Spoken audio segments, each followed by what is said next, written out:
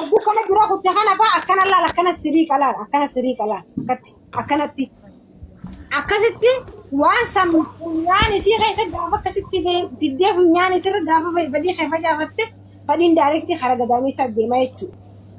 Yoo waan san tuquu baatte meeshaan kee xiqqoo ta'ee fadhii waan sani hogguu waan san akkana laabbirachuu qottuu biras deebituu tuttuqaa waan saniitu fadhii nu kaasa.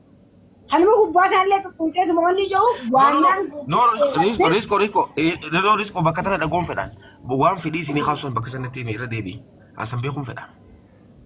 Wanni fadhii haasaa eegata ormaatii gootanii walii nuudanii walii xuuxanii bikkasan achi seente paartiin dhumaa guddaan isani paartiin guddaan bakka haa barbaachisaa ta'e waan san wanni san bakkummaan dalagaa fi gartee misoomni qonnaa jiru achuma jechuudha. Misoomni guddaan achi misooma kana sossoosuudhaa fi dachii kana oomisha siidaa tolchuudhaa fi gama birootii fi miilaa fi matarraan achi hunda gajjettee siraatal mustaqiim gootee baata. Arraabbattee isinis. Duboo gabaabaan dhaqqabu. Guddaan amma guddaa. Aboo hin dhaqqabu maalis. Yaa Rabbi xiyyeessaa. Wali qayyee. Buufata taphachiiftu laa akkasii waan san fedhu bira kutee akkana jaa biraas kuta bira dabra maal jaa oguu fadhii fidate san akkasitti fiddee ziggisee goote san laa bisinka osoo shugguutii irra qabdeellee geessu dhalaan sa'a sanitti.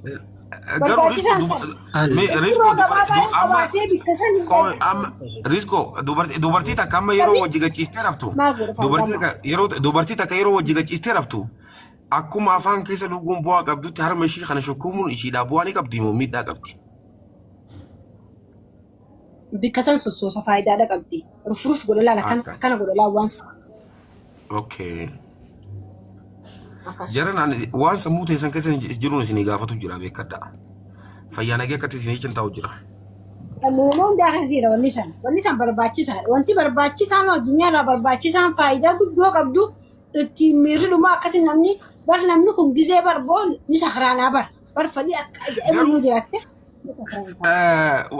Ammaan tana riskoo teenya gaafii takka dhufee gaafiin asirratti maal jetti dubartiin takka akkuma afaan ishee kana keessa xiqqaatu tamboon ishee xiqqoodhaa jedhan. Dhiirti tunis hanquma qophaa abba guddoon isaa gartee furdatteetuma gartee ol dheerattee guddattu kana meeshaan isaallee guddoodhaa jedhan. Dubbiin tun akkami walitti ni deemti? Sirriidha. Dubbii tana bikka takka takkatti ni daleediin jaa bikka takka takkatti ni daleediin jaa. Warra beekaddoonni oolmoonni dhiira wajjin obboleeyyan dhiiraatti wajjin daladde. Ijoollee takka jira amma kaabalu jeeyoon siyaame ijoolleen san maqaa isaanii ka ijoollee qeetii hojii dhalannee harma dhummuugaa kanaa hojii dhalannee maqaa namaan ta'in abaluu jechaatu maasee mana abaluu bullee malee afaan lama nuun ta'in. Dabbaa yoo laaltee dabbaan nama sanii hogguu kanatti garagaltee laala akkana godhi siin jette harkaan irratti olfame. Hogguu fuulaas garagalaa asitti saaqalaa bal'atee kun hundi namni maali jecha dhalaalee san faana seeta dabbaa. Amma intalti dubraa takka taagartee afaan ishee akkasii guddaa tamboon ishee xiqqoodhaa yoo naan jette antanaa waliin taanu ani hedduun argani. Anillee meeshaan isiidhaa takka ajaa'ibaatti tanan jaaniin beekan lama sadii afur. Hogguu si dubbalatte.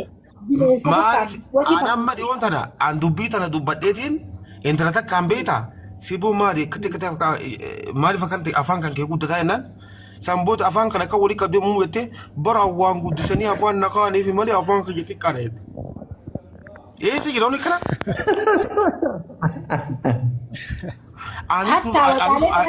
Anis maayikii cufadhu.